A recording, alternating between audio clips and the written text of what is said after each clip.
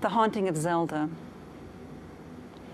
As I stood there, looking at the outhouse, leaning at a precarious angle, and the rusted hand pump by the kitchen door, I wondered why I had come to my uncle's house.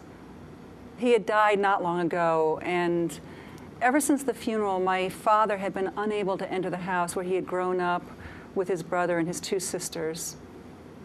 So I had come maybe to clean the house up and get it ready for sale, but maybe to settle. I really wasn't sure.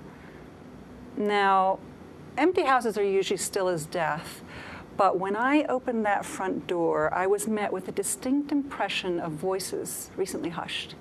And though the passageway down the hall was blocked by great big curling sheets of Victorian wallpaper that were peeling off the wall, it seemed as if somebody had recently passed from one room to the next. And the Victorian lace curtains, now stiff and yellow with age, had been pushed to the side as if someone had just been standing there looking out the window. The house is bisected by this hallway with the front door on one end and the back door on the other.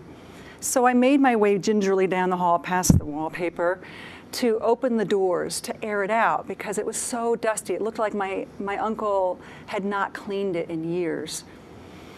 But the door seemed to be locked and there was no key in the hole. Next to that door was the door to my uncle's study, which I knew because I had been there when he was alive. And when I pressed that door open, I was met with piles of paper, newspaper clippings, pictures, letters, just covering every surface and spilling onto the floor. And gleaming over the dusty boxes was a pair of eyes that I recognized was the portrait of my grandmother hanging off a porcelain knob. And under the cracked upright piano was a child's schoolroom slate with the name Zelda carved in the wooden frame. Zelda. Zelda. Nobody in our family was called by that name. It made me wonder. Now, in the first few days of cleaning the house, I didn't notice the effect that it had on me.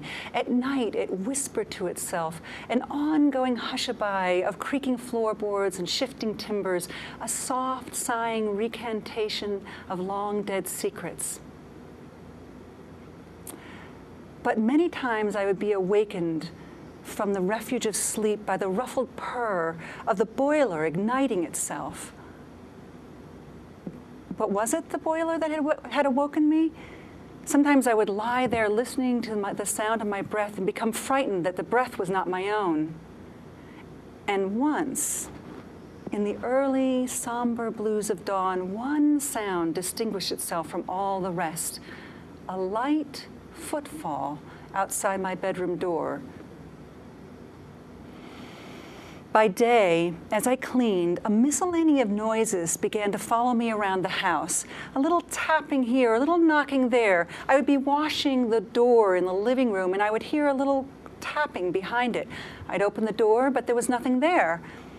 Well, that was easily explained away. I mean, you know, with the expansion and contraction of heat, of the wood and the heat and the cold, that could make that noise.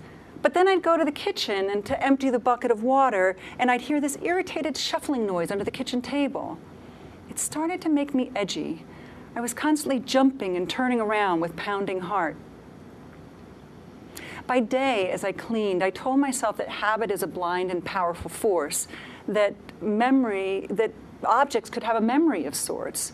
The stairs were used to being walked on, so they creaked. The living room was used to being lived in, so it rustled. But at night, my dreams grew troubled. In them, windows flew open and slammed shut with a fury I didn't know my mind could possess. My cleaning grew more intent and almost obsessive. I opened up the windows in my uncle's study to air it out, but I couldn't stop myself from looking at the portrait of my grandmother. My eyes always seemed to be drawn there. Even from the other room, my eyes would be drawn back to that portrait. And I began to notice that on sunny days, a fierce light shone in her eyes, and her face looked stern. But on cloudy days, the dogmatism turned to desperation, and those stern lines looked more like those of suffering. I wondered what she had guarded and what she had lost. I thought I'd ask my father if he ever called. I'd left several messages for him, but he wasn't very good at answering machines. The leaves began to fall, and I began to mislay things. I found my comb in the refrigerator. You could chalk that up to multitasking, I suppose. But how do you explain the jump rope that I found tied to the porcelain knob of the outhouse door that was definitely not there before? One day, after a rain, a red India rubber ball materialized in a puddle in the front lane. And one day, I found my glasses hanging off a low branch. One night, I was doing the crossword puzzles in the living room, and someone tugged my hair. When I turned back to pick up my pencil, I couldn't find it anywhere. Winter came, white and bitterly cold. Whenever I stepped outside, the wind tore at my face. There was a rainstorm that froze into black ice that coated all the branches, and when the wind blew, they would clack on the windows like angry bones. It was dark in the house, and the face of my grandmother suffered in all that darkness. It looked to me like the muscles around her eyes were frozen, and like she was straining against the tight collar of her dress, like she was gritting her teeth behind her pressed lips, as if she was fighting to hold something back.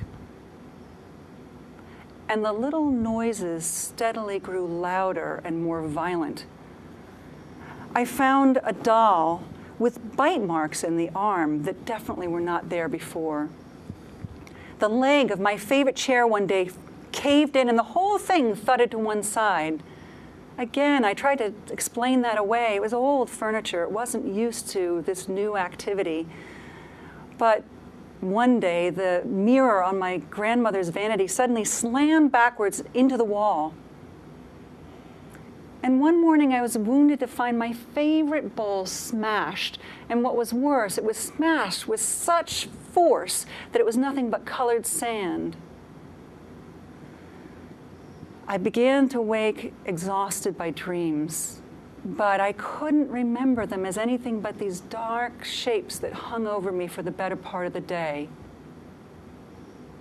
Finally, I rescued one image.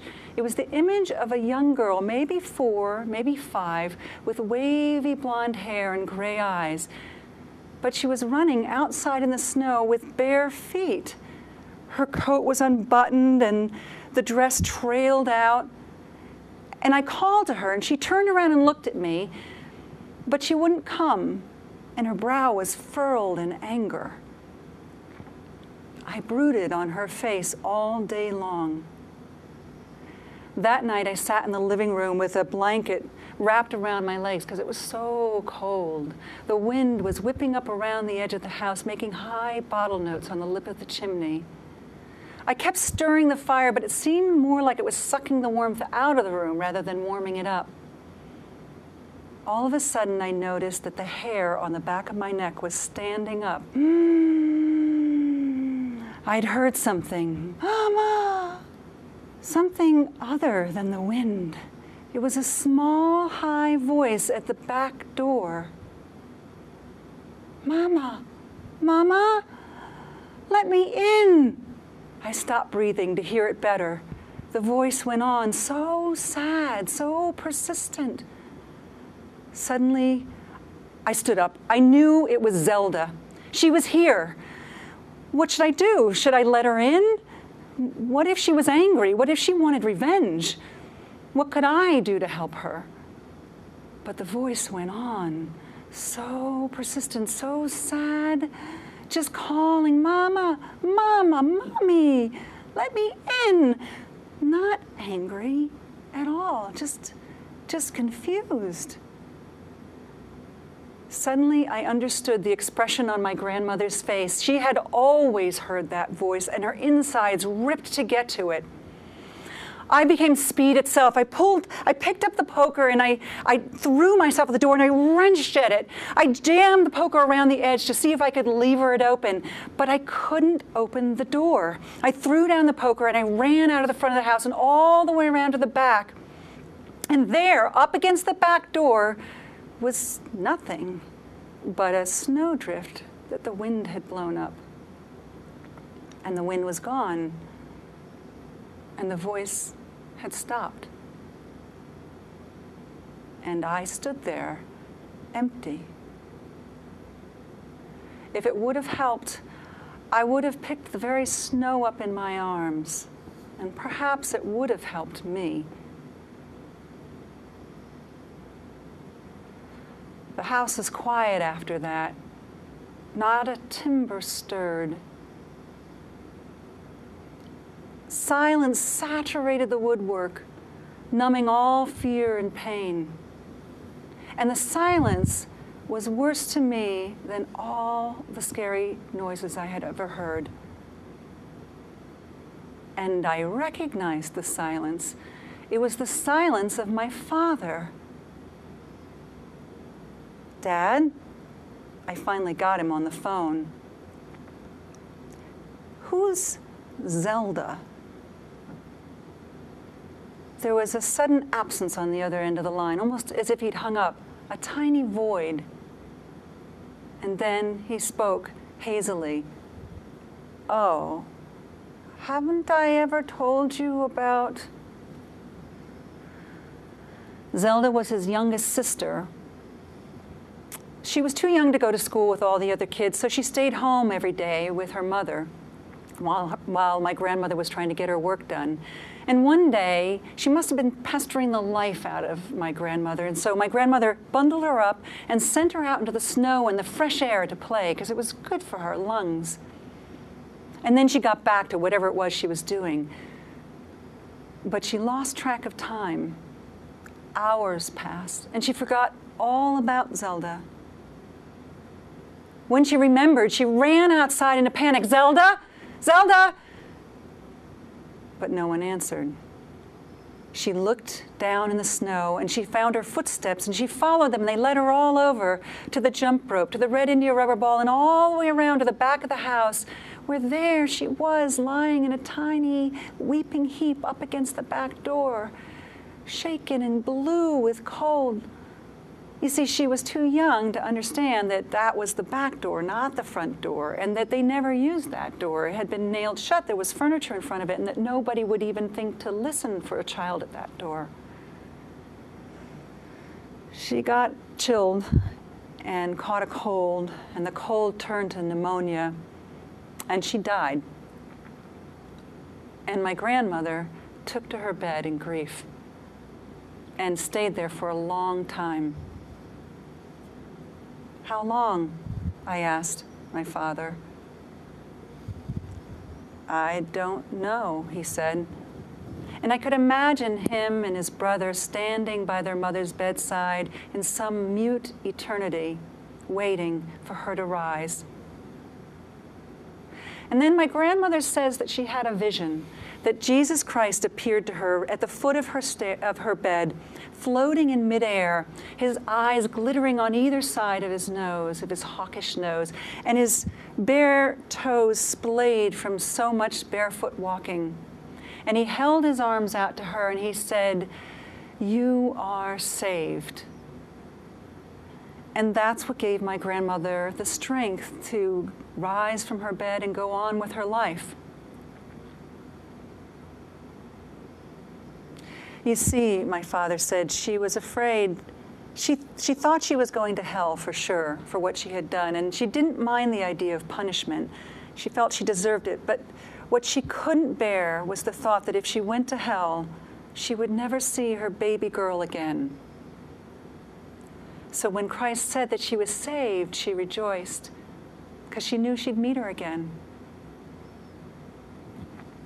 The house stayed quiet all through January and February, and I don't know why I didn't pick up and move. I was just kind of suspended in limbo.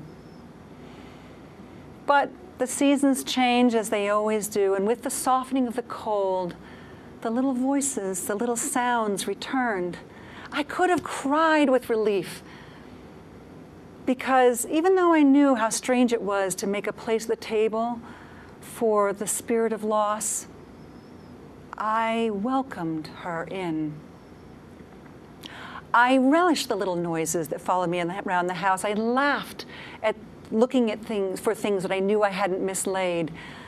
I hugged the doll with a bitten arm because, you see, the haunting of Zelda answered something in me that I had never known was a question.